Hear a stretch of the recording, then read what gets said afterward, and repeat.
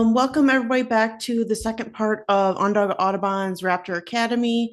Today we're going to be go over a few different topics. We already went over a little bit about the history of Derby Hill, why it's a migration hotspot, and the categories of raptors.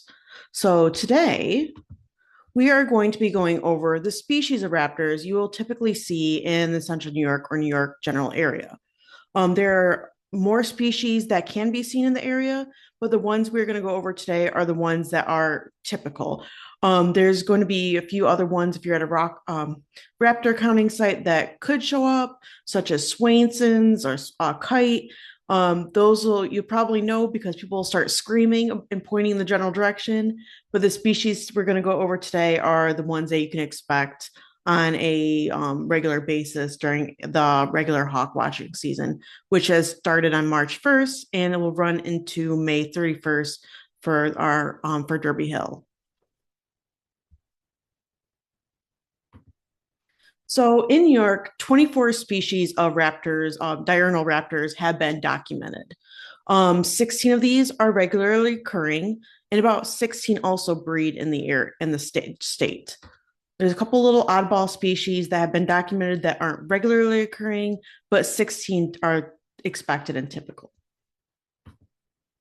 So we went over a little bit more about the general categories that we break up these diurnal raptors into: the eagles, buteos, the cipetrines, vultures, falcons, etc. So now we'll start with the buteos for this presentation. Those species that we typically get are red-tailed hawk, broad-winged hawk, red-shouldered. I have to move the screen. Oops, sorry, guys. And rough-legged hawks. So we will start with the most common, the red-tailed hawk. If you're driving along the highway, most likely you're going to see at least one of these guys. They are the most common raptor found in North America. And they have a wingspan about 3.2 to 4.5 inch foot wingspan. They're also the largest buteo that is found in Eastern North America. There are 16 species, subspecies found. In our area, we typically have the borealis, and I'll go over a little bit more about subspecies in one of the next few slides. And red tails, as expected, where you see them are in open areas. You could see them in parks, open fields, along the highway. They're pretty much a jack of all trades, and they have a very varied diet with small mammals, etc. So this is one of the species that a lot of the flight patterns of other raptors are compared to, since the red-tailed hawk is so common. So this here is an adult. You can tell by its nice red tail where it got its namesake. If you see that red tail, you pretty much know you have a red-tailed hawk. It's in flight. Sometimes that can be a little bit harder to see. This one here is a juvenile. You can see it has a brown barred tail. So when you see a red-tailed hawk flying over at a hawk watching site, there's three main things you're going to be looking for to help distinguish the bird you're looking at. The first is that bold belly band. That could be seen very well whether this bird is perched or in flight. Also, the patagial bar. This is that dark leading edge right here on this bird right here. Oops. What did I do? Okay. That you've seen on the leading edge of this bird right here. So that is a nice diagnostic field mark to be looking for when a hawk is flying over. And also you can look for these little dark commas at the carpal areas right here.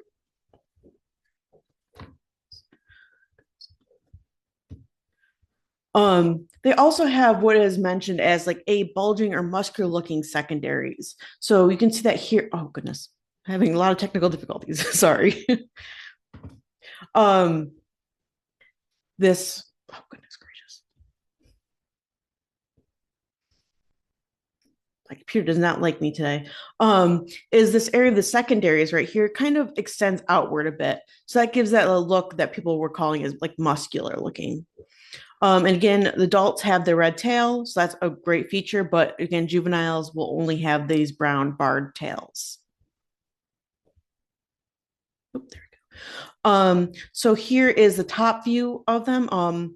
You notice that in the scapular area of this hawk, that has these white areas. So that's a nice diagnostic feature to look for when this bird is perched, and it can also be seen in flight. So this white little V marking. And the picture on the left shows a nice upper look of the barring you'll see on a juvenile. So, oh, goodness gracious. So I had talked about subspecies. There are 16 different subspecies of red-tailed hawk, and where we are located, we typically get borealis. But depending on where in the country you are, you can have these different ones. Some will only vary slightly in appearance, and others can be vastly different. Um, Harlan's are a good example. It can be a bit more darker. Abdicola is very similar to our borealis, but its belly band is darker and it has a couple different markings on it. If you're interested in all these different subspecies of red-tailed hawk, I highly suggest you give the Red-tailed Hawk Project a follow. They are studying all the different morphs and subspecies of the red-tailed hawk, and it is they're publishing and researching a lot of fascinating aspects of the ecology of red-tailed hawks. So the next bird that we get around here with Buteos is the broad-winged hawk. So this is the smallest buteo found in eastern North America with a wingspan of about 32 to 39 inches, which is about the size of American crow. These are a social migrant and also a long distance migrant. They come from winter down into Central America and South America and travel all the way up here and farther north to their breeding grounds. So one aspect of the species that is so fascinating is when they migrate through, they do so in mass numbers of up to sometimes 10,000 individuals, and is really incredible sight to see. These start migrating into the area a little bit later. So mid-April is when they'll start to pass through, and it definitely is a sight to see. So definitely on nice migration days from April into mid-May is the prime time to look for these massive, massive flocks of broad-winged hawks passing by. So, like I said, the broad-winged hawk is the smaller buteo we have. They're often referred to as small and chunky. They have a nice dark trailing edge to their wings. If you notice, they don't have the patagial marking on the upper leading wing. So that's one way you can tell them apart from a red tail, along with their size. On their tail it is barred, but they'll have one bold wing bar. So that will help tell it apart from a couple other species we'll go over later on. Another key thing to pay attention to with this species is they have what looks like four fingers. So these are these little points, these leading edges of these upper primaries. And because they have four that mainly stick out, that gives their wings a lot more pointed appearance than many other species. And again, their underside is pretty heavily barred, with that barring more concentrated on the sides of the neck and their flanks. Oops. So another bird that has a barred tail is the red-shouldered hawk. These guys are a little bit bigger with a wingspan of 36 to 43 inches. They also like wet forests more so. And when they're flying, they'll often project their wings forward. And their flight style is very similar to the red-tailed hawk, but tend to have quicker wing beats. Many of these birds of prey have very distinct flight styles. It's hard to describe that in words. It's one of those things that as you go out and go hawk watching and watch these birds migrating, you'll get a taste of what these differences are more so than can be gleaned from written content. It's a lot more noticeable than what it sounds like as I'm describing this. And their appearance is more compared to a buteo trying to mimic an accipiter based on its body shape or flight style. So here is the underside of a adult red-shouldered hawk. You can see where it got its names. It has very, on the underside, even has these bright rufous colorations throughout its body and wing coverts. And compared to the broadwing hawk we just went over, oh goodness gracious. The red shoulder has these 5 fingers that also gives them a more pointed look, hence why they say it looks kind of like a buteo trying to mimic an accipiter. And like the broadwing, it has a barred tail. But the main key difference between these two species is the broadwing had that one big, bold white barring on the tail, where the red-shouldered has a lot of thin white barring. And also another good key feature that's more obvious on a nice sunny day is these light crescents. So if you look towards the corner of these upper primaries, you'll see it looks like there's more light shining through. And that is these crescents they are talking about.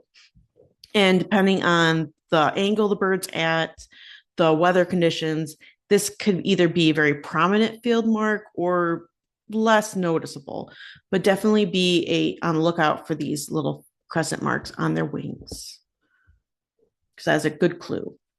They also have a little bit of a dark leading edge, but not as prominent as the broadwing hawk does. So here is a juvenile. Notice that they have more brown streaking on their chest, but that is more throughout the whole belly and not just as concentrated on the flanks as the broadwing. This stage, they don't really have a dark trailing edge at all, well, very slightly, and they still have these light crescents that are shining through their wings. So that is a good field mark for adults and juveniles. And again, juveniles still have those 5 fingers, which give them a little bit more of a squared appearance, and the thin white barring. So juvenile birds a lot of times can be a little bit more tricky than the adults. A lot of them are just a bunch of different mishmash of brown streaking. So you have to become familiar with where the streaking is more concentrated and if these markings are defined versus blotchy in a lot of these species, especially when you get to the accipitrines, the sharpshin versus Coopers. So another beauty we have, which is one of my favorites, is the rough-legged hawk. They have a wingspan of 48 to 56 inches, and they are just a winter visitor. During these winter months, they'll come south into our area, but then once it gets closer to their breeding season, they'll be heading back north into the Arctic area. They also have a light and dark morph. Mostly, I've been noticing light morphs in our area. We still occasionally get darks, but mostly they have been light. They're also one of the 3 species with feathered legs. So that can be a great clue if you notice that of what species of hawk you're looking at. The other 2 species are golden eagle and the ferruginous hawk. Ferruginous hawk is a more westward species. That'd be nice to get one around here, but not very likely. Their flight style tends to be steady and methodical with their wing beats. And again, like I mentioned, it's hard to describe flight styles of these birds, and it's something that is definitely better learned through observation and practice with watching these birds fly. So here is a light morph rough-leg hawk in flight. So these can be a very contrasty, gorgeous bird. They will have a very solid dark belly band, like the red tail, but solid instead. And then they also have these dark carpal bars they can see here that is really jumps out at you when you're seeing them flying. They have a light tail base with a dark tip to it. So here is an example of the light morph we just showed and a dark morph where the whole body, the wings, everything is a dark color with just a silvery tail and flight feathers.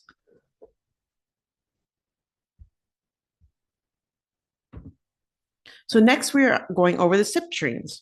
So recently you could just say accipiters, but there was some change in the who belongs to what family.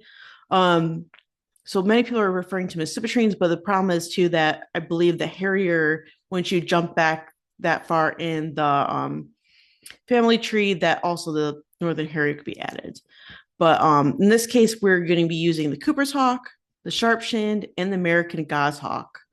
In this family, we'll be going over. So the first we'll go is the Cooper's hawk. So this is a medium-sized bird of prey with a 24 to 39-inch wingspan. And these accipiters have a very distinct style of flying, and that we saying like a flat flap glide. And they'll be doing that as their migrating paths.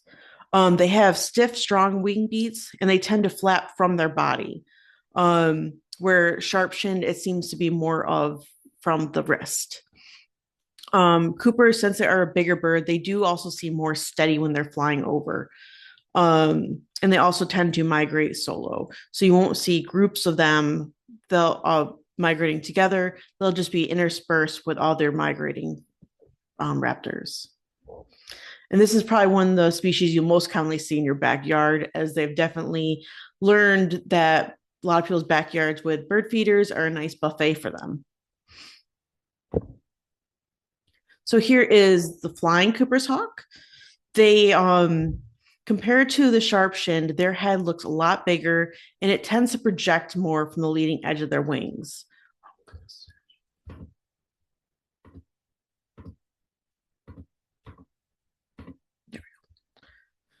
Than the sharp-shinned. So they have a rufous barred underside from their body and their wing coverts. They also tend to have a longer tail than a sharp-shinned. I'll have a comparison in a few more slides. And because their tail feathers are graduated, meaning the outer ones are shorter than the inner ones, that gives their tail a rounded shape to it. So that is a good feature to look for when not only when they're flying, but when they're perched. You can see on the left-hand side, this juvenile, how it has, when it's the same as look when it's perched, a rounded appearance to the end. Sometimes this can be deceiving though. Use other field marks when you're trying to identify a bird, because if they're molting, this could really change the shape of the tail feathers. And juveniles, again, another bird where it's brown and streaky. Once you've narrowed it down to an accipiter group, look at the barring on its main body. For a Cooper's, they will be dark brown and pretty defined teardrops markings. So that can help you tell that apart from a sharp-shinned. So here is the sharp-shinned. This is North America's smallest accipiter with a 17 to 21-inch wingspan, which makes it about the size of a blue jay or robin. So a pretty small little bird. They have a flight style very quick and snappy, mostly from the wrist, like I mentioned with the Coopers. And they're buoyant and unsteady. Because they're so much smaller, it seems to be that any kind of wind, they might not be migrating as much, or they'll be unsteady in the wind. And like the Coopers, they have that flap, flap, glide style of flying. So you'll see them flap a couple times and then just glide and then repeat that process over and over again. And that is pretty distinctive of these two species. And like we had talked about with the Coopers, whose tail, the outer sections of their tail were shorter than the inner parts that gave them a rounded appearance. The sharp-shinned, all their tail feathers are the same length. So often that will give them a very squared appearance. Another habit they have when flying is they will shrug their shoulders up. And that will make it seem like their head is a lot smaller, even though their head is smaller. That the head will not project very much ahead of these leading edge of their wings. So that's a good thing to pay attention to. But again, compared to if they're soaring or how they're flying, they might not always be doing that. But that's a good thing to be paying attention to when you're seeing these guys pass overhead. They also comparatively have shorter wings and tail than the Cooper's hawk, making them seem a lot more compact overall. So here is a little comparison of two juvenile hawks, sharp-shinned and Coopers, and then the adults of sharp-shinned and Coopers. So again, look at their tail length overall. The Coopers looks a lot longer than the sharp-shinned, and as well as the Cooper's wings seem a lot more elongated than the compact wings of the sharp-shinned. There's some good examples here of how their head is shrugged back past and it's not really leading much ahead of these wings, where the Cooper's hawks is projecting quite a bit more in front of those leading edges of the wings than the sharp-shinned. And here's a good example of, if you look at the top left of the sharp-shinned, its markings. They're very messy. They're not really any order to them, where the right side of the Coopers, they're very defined. So that's a good thing to look for when you're trying to compare a juvenile bird, which can be probably the trickiest.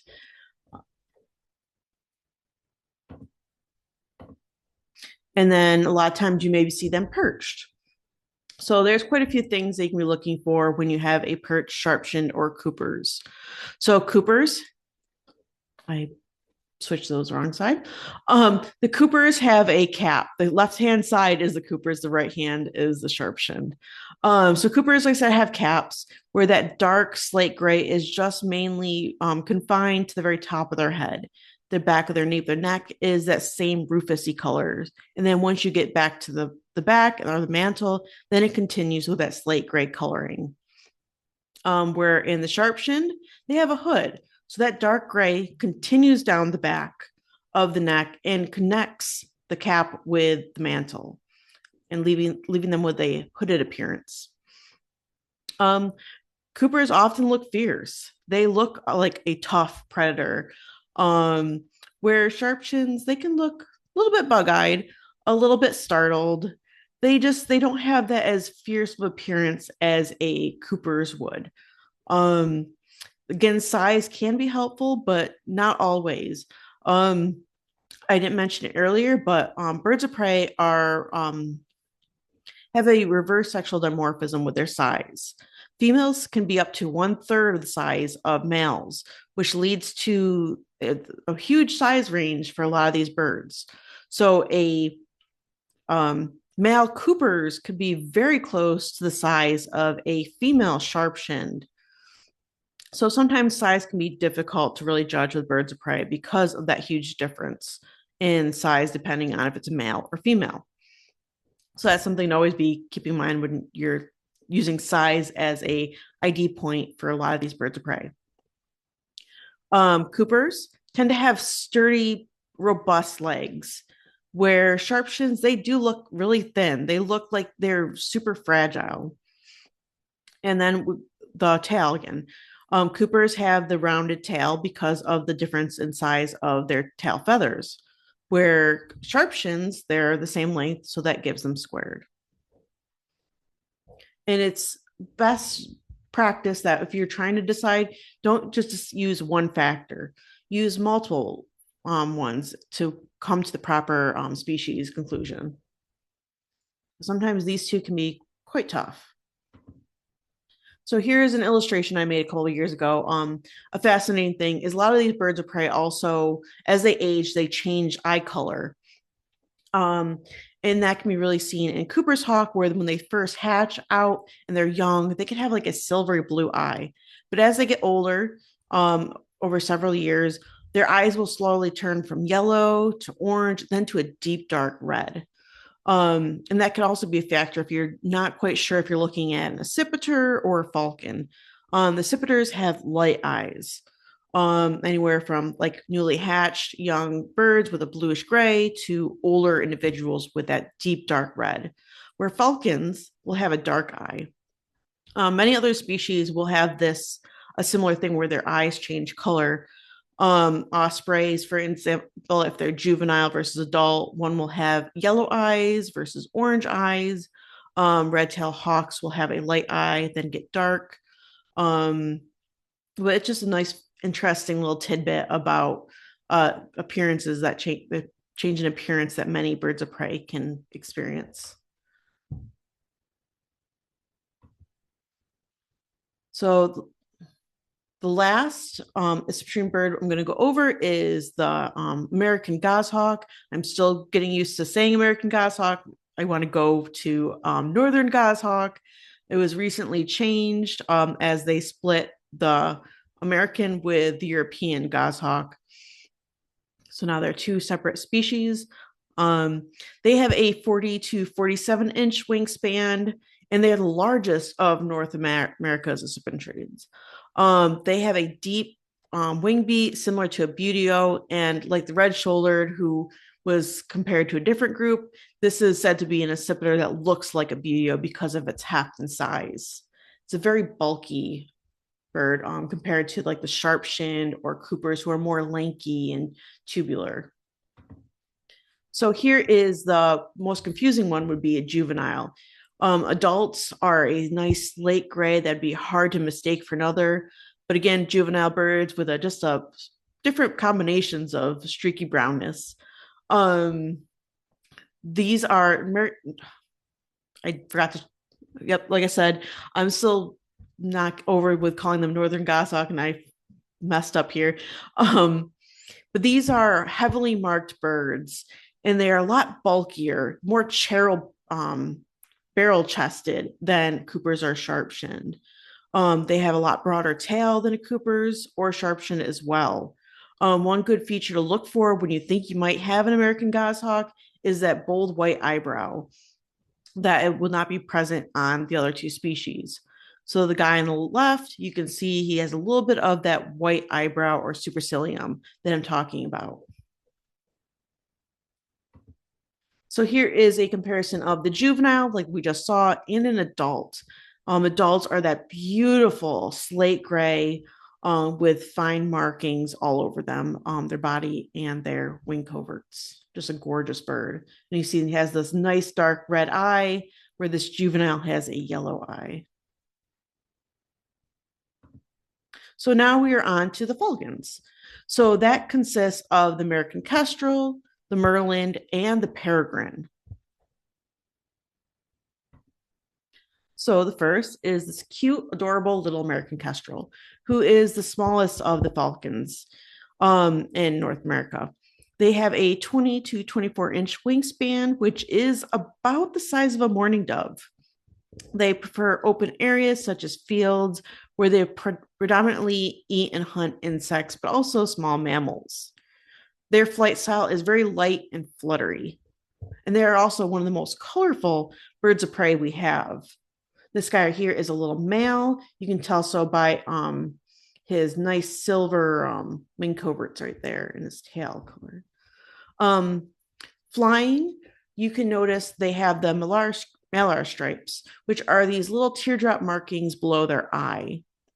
They also have very heavily patterned wings, but they are overall very pale. This one is another male. You can tell by the rufous colored chest with some dots. These are another species that are dimorphic, visually dimorphic. So you can tell if it's a male or female by its coloring. You can also tell if it's a juvenile male versus juvenile female. So with this one, you'll see that he has dots on his chest. That would indicate it is adult, but a juvenile male will have streaking there instead of those dots. Females will overall look very similar to this guy, but more brownish with heavy streaking along the breast and flanks. The tail is another clue to the species, the gender. Males will have a orange tail with a black terminal band, while females will have a brown tail with finer streaking along the length. So here is a better picture of a male versus female American kestrel. The males will have a nice, strong rufous color throughout the body and tail with those nice silvery color wings. The females will be a more diluted rufous color with that fine, you can see that fine barring on the tail, and that barring is also replicated on the back and the wings. So the next falcon we have is the merlin. They are a little bit bigger than American kestrel, about 21 to 27 inches long. They also like open areas, but more so forests, grasslands, and especially coastal areas. Great to the great dislike of many shorebirds. If you're out on Sandy Pond or other coastal areas, you might be seeing several of these guys prowling the shorelines. They also have a very direct, powerful flight. So I heard someone joking that they fly like they're late for a date. Um, they're very pretty falcon too. So here is what they look like in flight. You can see a faint malar stripe like you will on the kestrel. They have a little bit broader wings than a kestrel too. They're heavily marked underside underneath and generally appear much darker than a kestrel would when they're flying over.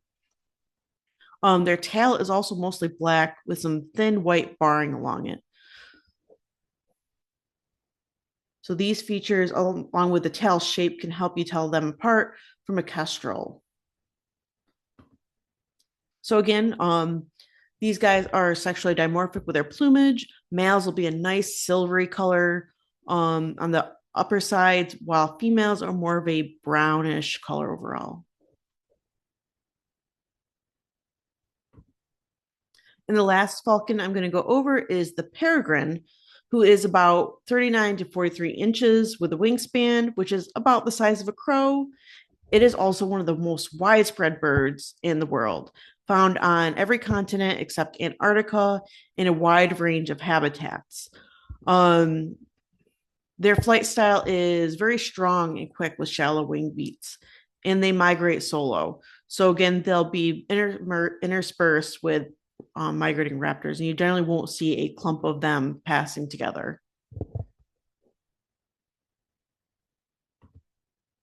So here is an adult peregrine and what they'll look like when they're flying overhead. They have a much more broader wings than you would see in the Merlin or kestrel. They have a nice broad chest and are generally pale underneath with very fine barring.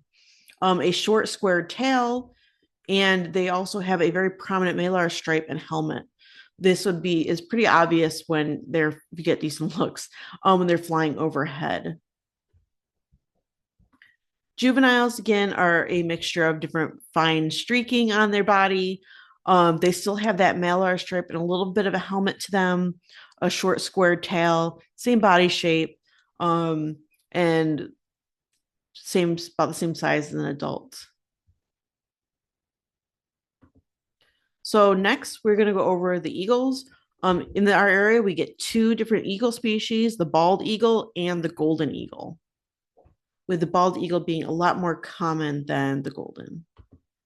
So first, the bald eagle, they have a over 6 foot wingspan, which is massive, and they have a varied diet, going anywhere from fish, mammals, carrion, etc., waterfowl. They're just a jack of all trades, and they make use of a nice variety of food sources. But they're often seen near bodies of water. They also tend to migrate solo, like I said, intermixed with other migrating birds and not in groups.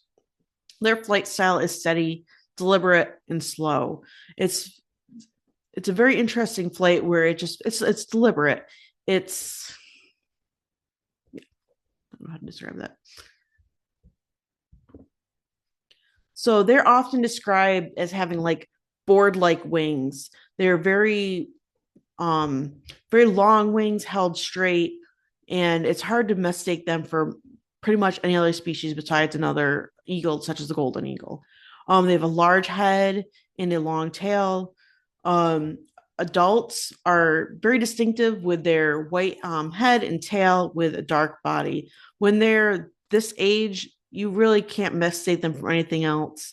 The problem lies in when you have juveniles who are, especially before they even start getting the hints of the white to them.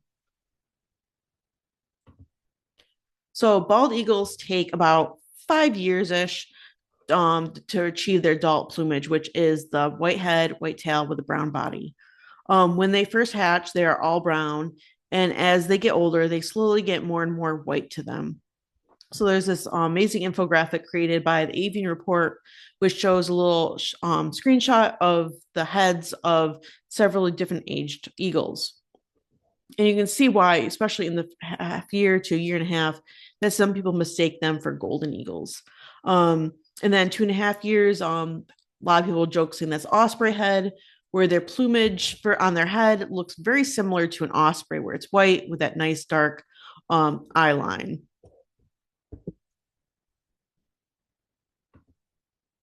So here is a juvenile bald eagle, which is the one that can throw several people for a loop. They have the same board-like wings, thin, very long, held straight. But if you notice, there's a lot of white modeling on this bird.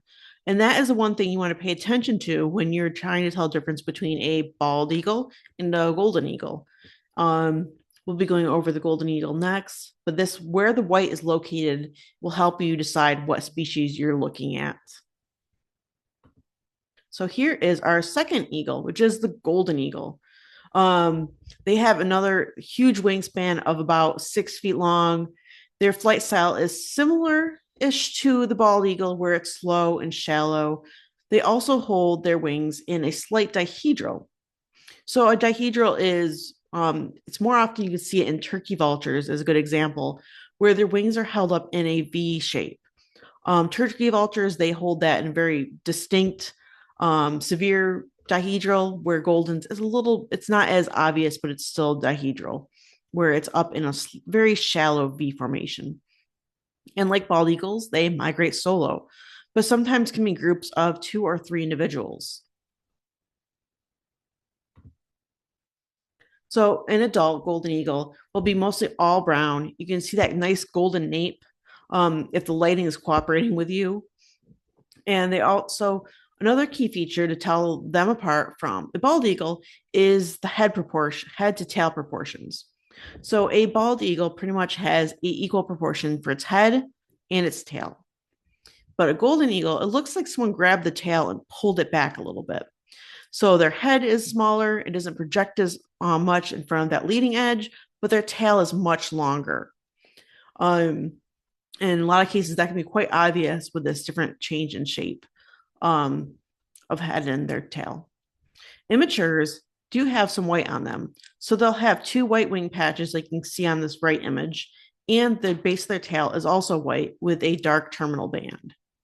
So that is the one that will be more easily mistaken for a bald. So where the white is located on these eagles is one thing you really want to pay attention to if you think you have a golden eagle. If the white is immersed on the tail, the main body, or in these upper wing coverts, then you know you have a bald. The only places that the juvenile golden will have it is those 2 white wing patches in the base of the tail.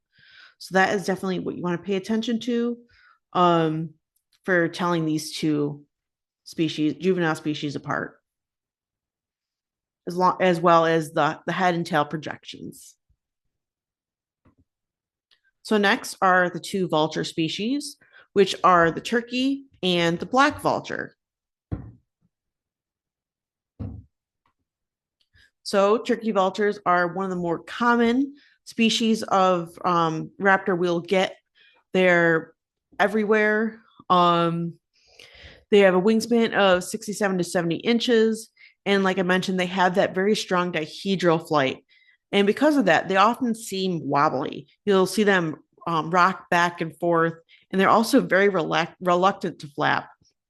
And it can be very, very interesting to watch them when there's a decent wind, because they'll just like they're wobbling everywhere because of their dihedral flight and their reluctance to flap. It's a very interesting bird to watch. They also migrate and roost in groups. So the turkey vultures, one of the most noticeable thing about them, besides their flight style, is that they have a very two-toned appearance to them. Their tail, body, and upper wings will be almost a dark brown to black, while their flight feathers are a silvery color. So that two-tone is a lot of times can be very distinct, especially on a nice sunny day. They have a very small red head with a white bill. The adults have a small red head with white bill. And again, they have that very particular flight style, and they do not like to flap at all. And they have a longer tail. So another species of vulture we have is the black vulture. They're a bit smaller with a 54 to 60-inch wingspan. They're also highly social. They have another distinctive flight style with having strong wing beats and then followed by a short glide. They have also been having a range expansion lately and have become more and more common. For instance, there has been some overwintering in Jamesville, and they're becoming just more and more common throughout the state. So they have, again, very broad wings. And unlike the turkey vulture, who has the two-toned appearance, their white silvery parts are just located on the very ends of their primaries. So you can see in this image, mainly on the left because of lighting, they'll appear all black, but these couple feathers right here at the very ends will be silvery. And that can be pretty distinctive on most lighting. They also have a very short angular tail and a small gray head. So that can lead to some confusions with the turkey vulture versus black vulture. Because I've seen many times where people have a vulture that has a black head and it's a black vulture. But the problem lies is juvenile turkey vultures will also have a very dark head. So I have two examples here, the left of turkey vultures. The one on the left is very young and he has an almost black head. The guy in the center, he's starting to get his reddish coloration. But you can tell the difference with these two when at this age based on the head shape. The feathering on the black vulture tends to curl up more around the head, and also the turkey vultures have that very prominent nares. You could actually see through the other side. They have such an excellent sense of smell especially versus the black vulture, that this really changes their appearance of their face. So look at the head shape if you have a vulture with a black head to make sure it's not just a juvenile turkey vulture that you're seeing instead of the black.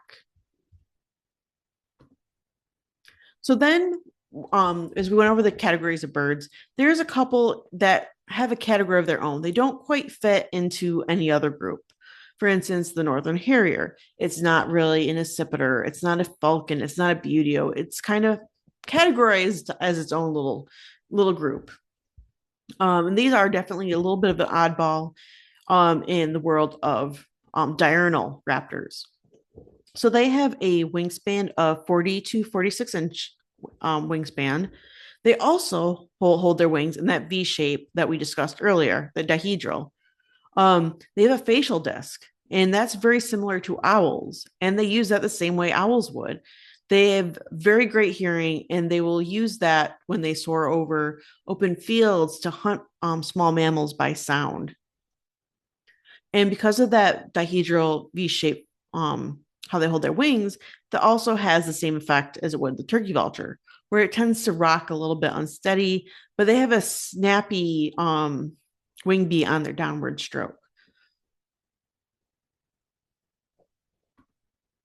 So males are a white silvery color, and you'll often hear them be called a gray ghost because of that. Very gorgeous bird. They have a gray head with a facial disc, a very light underside, which is mostly white with the black tips. They also proportionally have a very long tail, so that can help you identify them. Females, on the other hand, are again a mix of brown and streaking. A one field mark that a lot of people use is the white rump patch. You don't want to use that feature alone. So if you see a migrating bird and you see that what looks like a white rump patch, don't immediately assume it's a harrier. A lot of times you can see like Cooper's hawks, especially where their white undertail coverts kind of loop up around the backside, and it could kind of trick you into looking like a rump patch that the harriers have.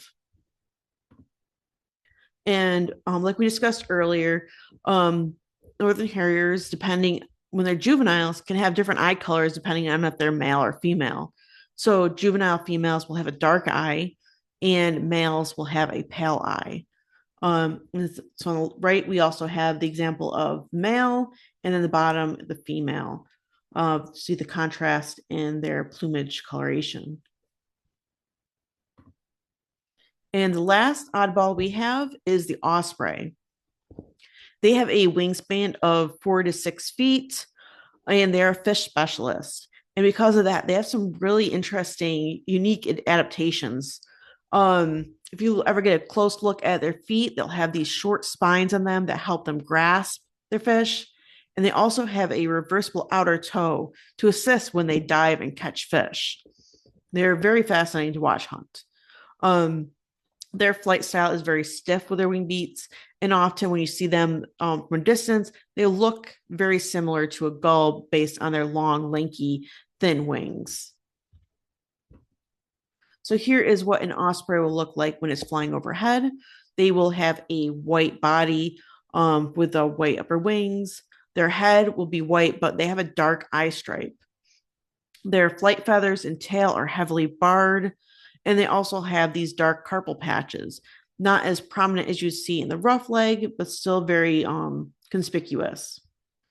When they're in glide, they'll often also hold their wings upward in a weird shrugged motion that kind of makes them have like an M shape to them.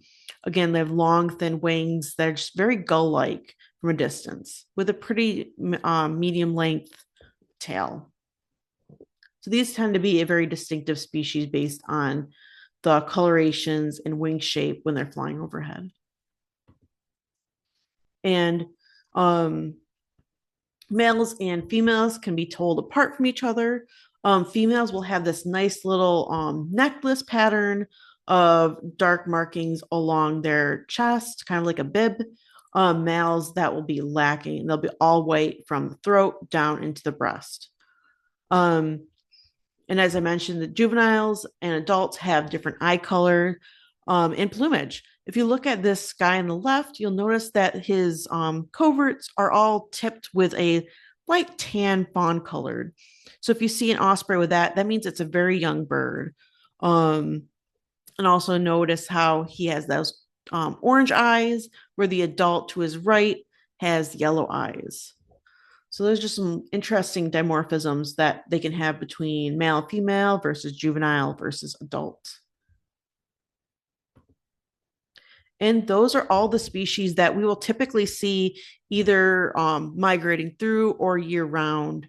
There's other species that could always show up. You can get Swainsons, you can get swallow-tailed kites. You never know when you go hawk watching what birds are going to show up, and that's half the exciting things. So next week we'll go over the raptor conservation advocacy, what you can do, and some of the history of some of our species in New York, of how they went from, for instance, the bald eagle, who had one documented nest in all of New York, to what it is now. So we'll be going over different conservation success stories, how raptors are studied, and all that fun stuff next week. So if anyone has any questions, feel free to put that in the chat now. I will see you all next week, and hopefully get a chance to go out birding sometime, or at least going to hawk watch. Derby Hill and both Braddock Bay have started their hawk counting season as of March 1st. So happy birding.